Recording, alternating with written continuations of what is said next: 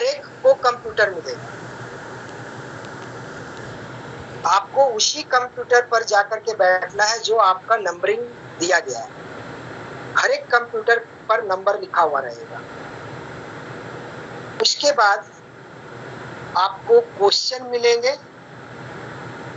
जो कि हम विंडो और वर्ड से क्वेश्चन वाइज आंसर लिखाया है। ये आपको क्वेश्चंस मिलेंगे, आंसर नहीं मिलेगा, क्वेश्चन मिलेंगे। अब उस क्वेश्चंस का आंसर कॉपी पर मिलेगा लिखने के लिए, यानी क्वेश्चन के बाद कॉपी मिलेगा लिखने के लिए। तो उस कॉपी पर आपको स्टेप बाय स्टेप जैसे हमने लिखाया है उसको लिखना है। हेल्प के रूप में कंप्यूटर आपके सामने होगा। यदि आपकी रिक्वायरमेंट है कंप्यूटर की तो आप कंप्यूटर यूज कर सकते हैं। यदि आपको रिक्वायरमेंट नहीं लग रहा है तो आप नहीं भी यूज कर सकते हैं, लेकिन कॉपी पर लिखना मस्ट है। इस बात का आप ध्यान रखेंगे। नेक्स्ट, जब आपका एग्जामिनेशन हाफ एन आवर गुजरेगा उसके बाद आपका वाइवा स्टार्ट हो जाएगा। इंडिविजुअल हर एक के पास सर आएंगे, एक्सटर्नल आएंगे और वो आपसे क्वेश्चन करेंगे। बहुत छोटा छोटा क्वेश्चन करेंगे, ज्यादा आपको डरने की जरूरत नहीं है। जैसे सिंपल सा पूछ देंगे कि यदि हम कोई फाइल डिलीट करते हैं तो वो फाइल कहाँ जाता है, तो आपका आंसर होगा रिसाइकिल बिन। ठीक है।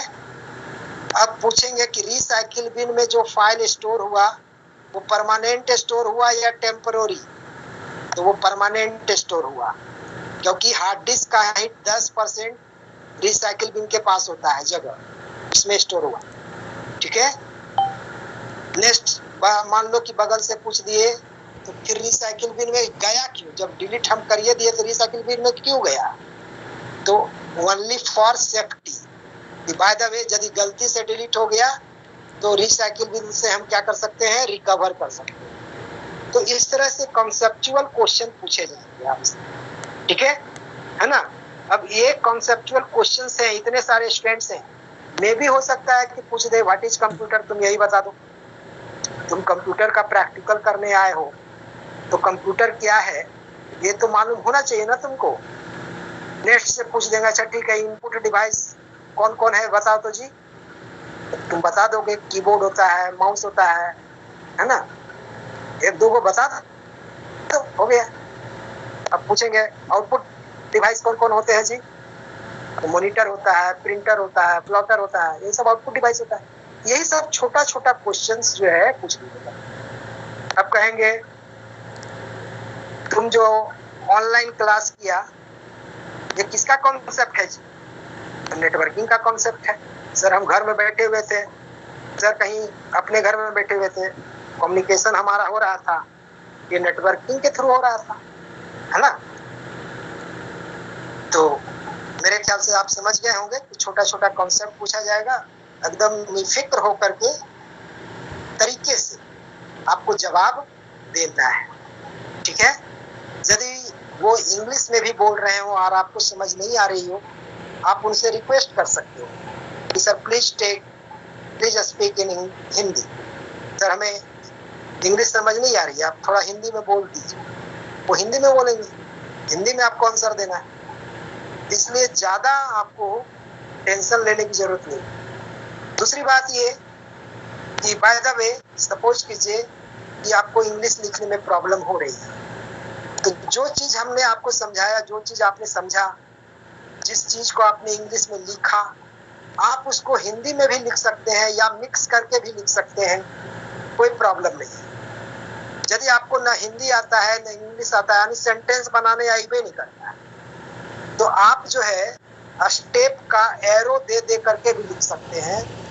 लेकिन एनी हाउ आपको कॉपी पर राइट डाउन करना ही करना है, इस बात को अपने गांठ में बांध लीजिए। ठीक है।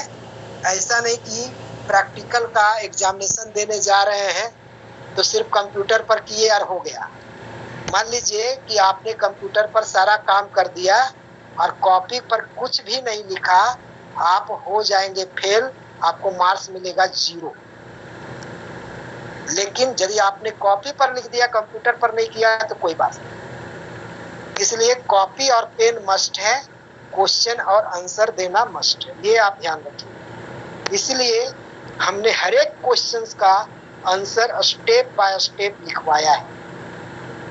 अब आती है बात कि हम सुन नहीं पाए, कुछ क्लास मेरा छूट गया, कुछ देर हो गया,